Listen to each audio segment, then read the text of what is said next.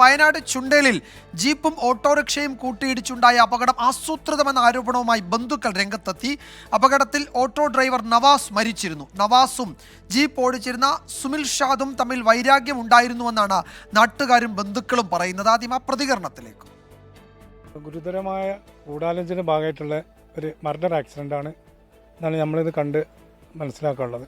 ചിലത് പ്ലാൻ ചെയ്ത് കറക്റ്റ് ഇതിൻ്റെ പുറകിൽ ഒരു ചെയ്ത വ്യക്തി മാത്രമല്ല, ഇതിൽ ഗൂഢാലോചനയിൽ പല ഇതിലും വ്യക്തികളും ഇൻവോൾവ് ആണ്. ഇവിടെ ഇവരുമായിട്ട് എന്തോ ഒരു ചെറിയ പ്രശ്നം നടന്നിട്ട് എന്താണ് ആ വൈരാഗ്യത്തിൻ്റെ ഭാഗമായിട്ടാണ് ഇങ്ങനെ ഒരു പ്രശ്നം ഉണ്ടായിട്ട്. ഇത് പ്ലാൻ ചെയ്ത് അവനെ വിളിച്ചു വരുത്തി ശരിക്ക് കറക്റ്റായിട്ട് ചെയ്ത ഇതാണ്, ആക്സിഡൻറ്റ് മർഡറാണ്. അപ്പോൾ ഇത് പ്ലാൻ ചെയ്ത് അവൻ അവിടെ നിന്ന് പിന്നെ അവൻ ഇവിടുന്ന് പുറപ്പെട്ടത് അറിഞ്ഞുകൊണ്ട്, സ്റ്റാൻഡിൽ നിന്ന് ചുണ്ട എസ്റ്റേറ്റിലേക്ക് പുറപ്പെട്ടത് അറിഞ്ഞുകൊണ്ട് ചെയ്ത പരിപാടിയാണ്. നമുക്ക് സംശയിക്കാൻ തക്കവണ്ണമുള്ള ഒന്ന് രണ്ട് കാര്യങ്ങളുണ്ട്.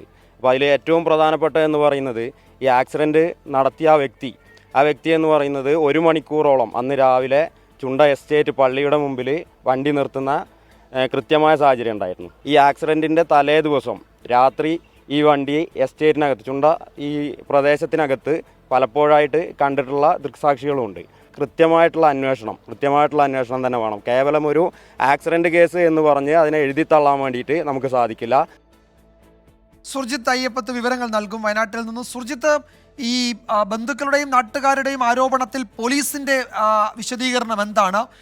ആ മട്ടിലൊരു അന്വേഷണം നടക്കുന്നുണ്ടോ അതോ നടത്തുന്നുണ്ടോ?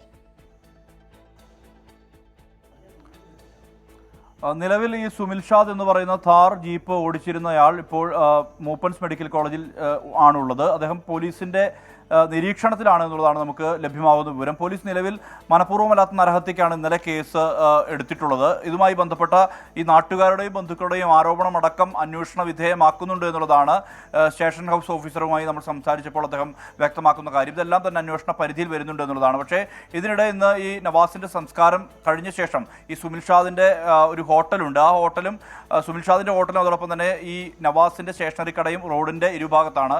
ഇരുവരും തമ്മിൽ വൈരാഗ്യം ഉണ്ടായിരുന്നു എന്നാണ് പറയുന്നത്. ഈ ഹോട്ടൽ അതിൻ്റെ മുൻഭാഗം നാട്ടുകാർ രോഷാകുലരായി അടിച്ചു തകർക്കുന്ന നിലയിലേക്ക് കൂടി എത്തിയിട്ടുണ്ട്. എന്തായാലും ഇതുമായി ബന്ധപ്പെട്ട് പോലീസിൽ രേഖാമൂലമുള്ള പരാതി നൽകിയിട്ടുണ്ട് ബന്ധുക്കൾ. ഇത് ആസൂത്രിതമാണ്, അതുമായി ബന്ധപ്പെട്ട തെളിവുകളുണ്ട്. അത്തരത്തിലേക്ക് കൂടി അന്വേഷണം വ്യാപിപ്പിക്കണം എന്നുള്ള ആവശ്യമാണ് ബന്ധുക്കൾ ഉന്നയിക്കുന്നത്. ഇതിൻ്റെ അടിസ്ഥാനത്തിലാണ് ഇങ്ങനെ നിലവിൽ അന്വേഷണം പോലീസ് ഇപ്പോൾ മുന്നോട്ട് കൊണ്ടുപോകുന്നത്. എന്താണ് ഇനി ഇതുമായി ബന്ധപ്പെട്ട അന്വേഷണം എന്നുള്ളതാണ് വ്യക്തമാക്കേണ്ട കാര്യം. പോലീസ് അന്വേഷണം ഈ പരാതിയുടെ അടിസ്ഥാനത്തിൽ കൂടി അന്വേഷണവുമായി പോലീസ് മുന്നോട്ട് പോവുകയാണ്. വിജയകുമാർ.